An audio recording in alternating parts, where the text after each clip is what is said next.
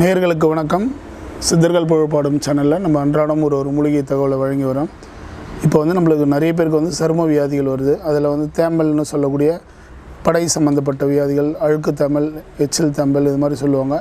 அந்த தேம்பல் நோய்களுக்கு என்ன மாதிரியான ஒரு மருத்துவ முறையை நம்ம எளிமையாக நம்மளே செஞ்சு தீர்வு காணலாம் அப்படின்றத பார்ப்போம்.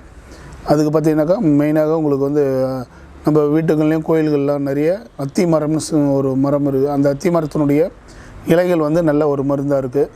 அப்படி இல்லை நம்மளுக்கு சீமை அகத்தின்னு ஒரு இலையும் இருக்குது. அந்த இலையும் கிடச்சிதுன்னா அதையும் எடுத்து தோல் நோய்க்காக பயன்படுத்தலாம்.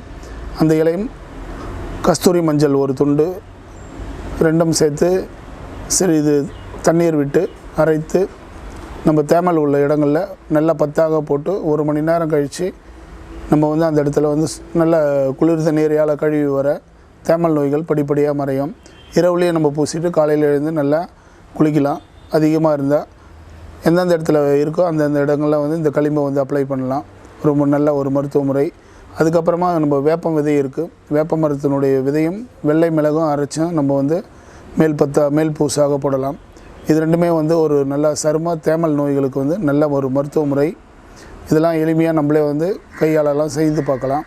ஏன்னா நம்ம நாட்டினுடைய மருத்துவங்களில் ஏகப்பட்ட எளிமையான முறைகள்லாம் நம்ம கையாண்டு நம்ம முன்னோர்கள் நோய் இல்லாமல் வாழ்ந்திருக்காங்க. இதெல்லாம் ஒரு அற்புதமான முறை.